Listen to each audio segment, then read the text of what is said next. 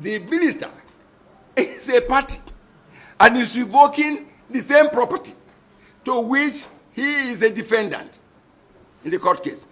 That sounds curious, isn't it? Here's the document. The last adjourned, it wasn't a dead case. The case, the last adjourned day was February the 10th. They were in court. The minister was represented by his lawyers. February 10th, about a month ago. This on the same dead property that you are purportedly revoking, in which you are a party. And that tells you more story that it is not just about revocation, it's about other things beyond revocation, about some issues that are mentioned there. Represented by a barrister, Joseph Eric, is counsel to the Honorable Minister of the FCT in that case. The next adjourned date is May 5th. So it's an ongoing case. And then the minister, so now you now know why.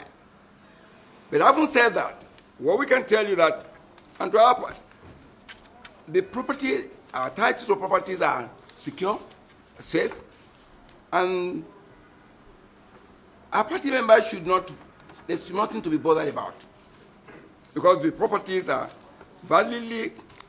So I'll continue to talk about that. I mentioned two issues, one on the state of emergency, and second one, which is another grave threat to democracy. I'm going to be showing you some documents as we proceed. I'm going to get them right now.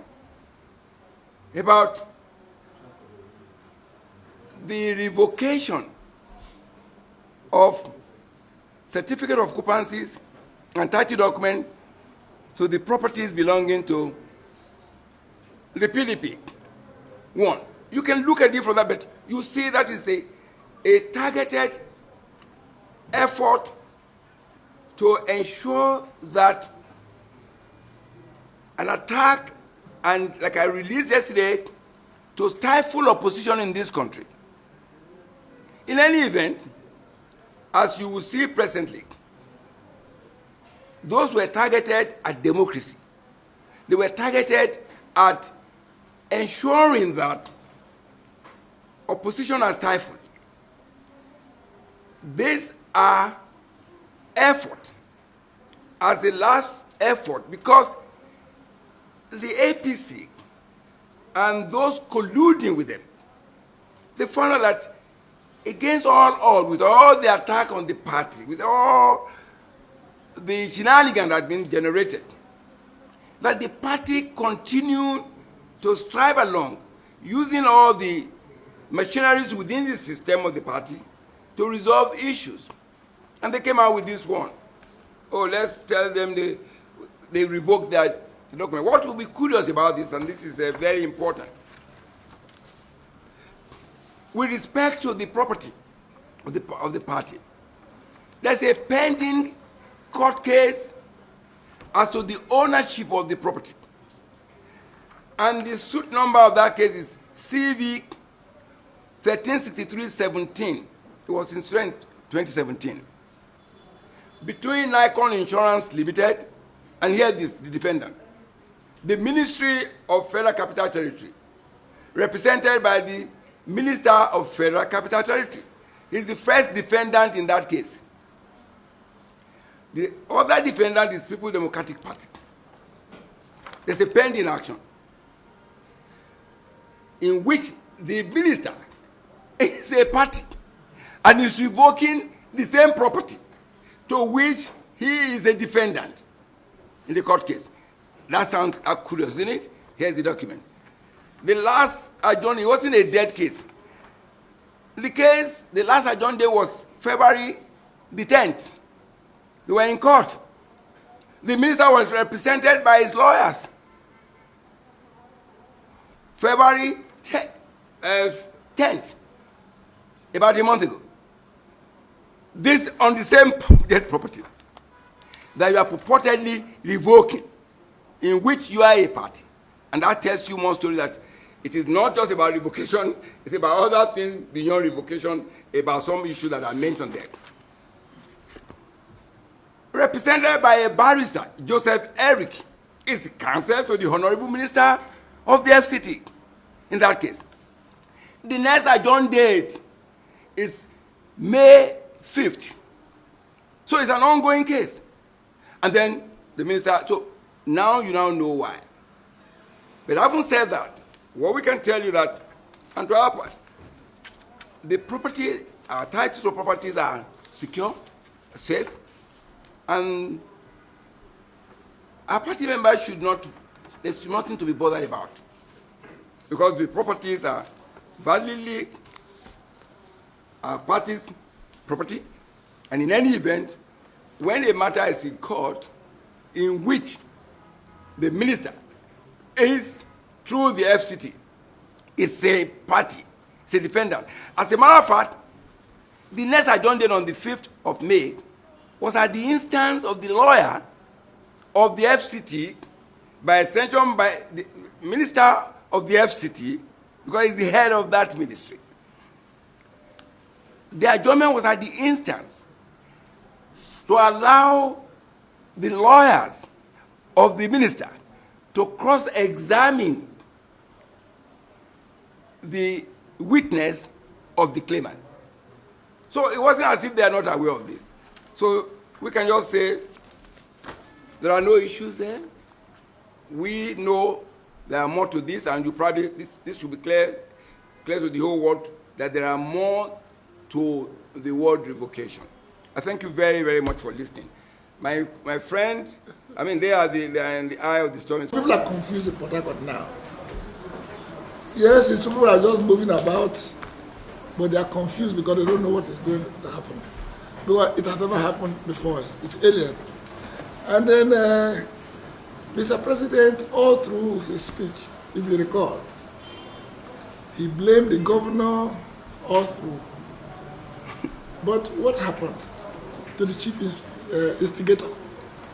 No mention was mentioned of the FCT minister, his own minister, who you all know is the chief instigator.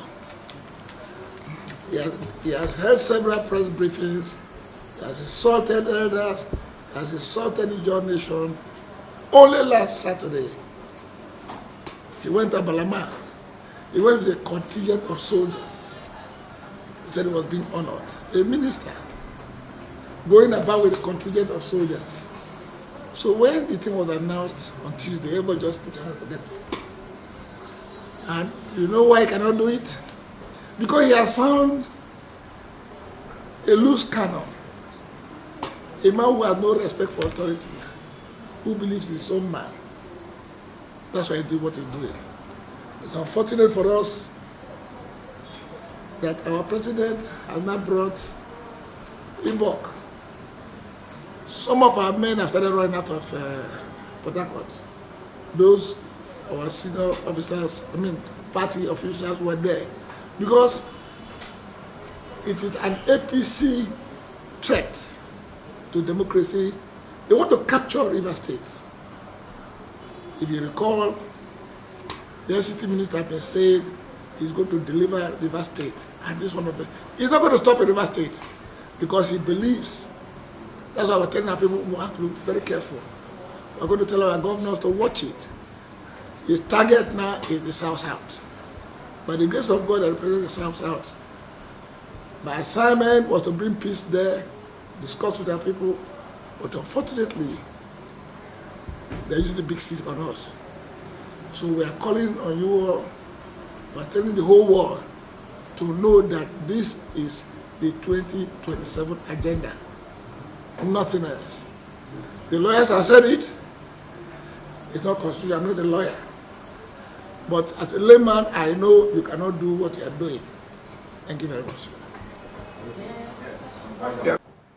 We will expect that our members would follow through the position of the party, particularly since it is so clear that this state of emergency declaration has ulterior motives, and in any event is unconstitutional, particularly in the whole of Section 305 or any other part of the Constitution. There's nowhere that the president can suspend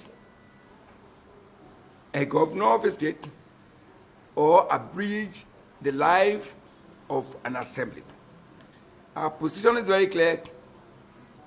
We would expect that our parties who are members of our party, truly so-called, would follow through the position of the party as clearly elucidated, and we have provided that. And we ask is to provide the guide, and then we'll take it up from there.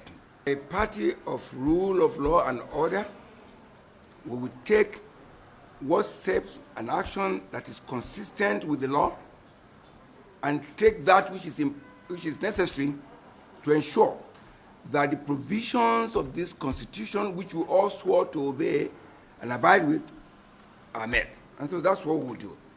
With respect to our members, the first question actually has equally been answered using the same question you are asking me in another form. When we communicate to our members, there's a channel of communication. We have communicated, we will expect, and that is where I will leave it at now.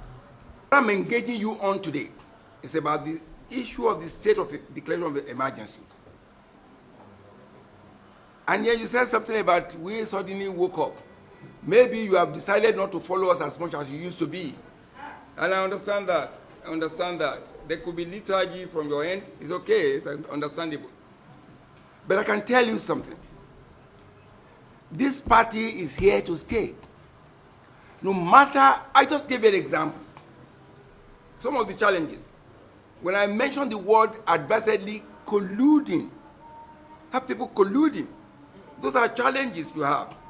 But again, in a political setting, it can happen. And when it does happen, what you do as a party is to ensure what is the best way out of it. Okay? Recall that we set up a reconciliation committee. There are people who are irreconcilable. But you must give that room the opportunity to reconcile, right? And that you have not reconciled as fast as you thought doesn't mean inactivity. Doesn't mean that we're sleeping. It means that it may not be as fast because of the vagaries and probably the issues and individuals involved. But as a party, we're focused. That was why. Now they saw that we're making progress. It might be slow. You may not be visible as much as you want them to be. That's why this idea of revocation comes in. And now you can see, oh, they're putting themselves together. They begin to take a step. Okay, why don't you? And like the chairman rightly said, this is about 2027. One party state, totalitarianism, the president's son, visiting the governor's daughter. I mean, for a country like this, really? I mean, it's sickening, but that's why your partnership is important. So that we don't go through this route. I ended this conversation this afternoon by saying, before the state of emergency declaration, purportedly, in River State, there was peace. And I asked him, Mr. President, can you say that about it today? The answer is no. He should resolve problems, not to exacerbate problems. I think we should focus on that. As a party, we are taking steps. It might be slow as it were, but sure, we must defend the democracy. We put ourselves together. We're doing that. And when they see that, oh, they are trying to get their acts together. We inaugurated South-South Critical Committee. You were present. They thought it wasn't going to happen, right? But it happened. So slow, surely. That's why they brought this idea, oh, revoke a land that even belongs to them by their own by the court action. So that should, I believe, explain a lot of this matter. Gentlemen, thank you very, very much for this opportunity about shying away. But my colleague effectively referred to some of these issues you mentioned. He said it clearly. And he referenced the fact that Mr. President did not, for some reason known to them, and of course we know it is 2027, he decided not to speak about the elephant in the room. But like I said, as a party, we have an institution to run. And my friend, let me tell you, I'm not going to tell you what I discussed in my meeting.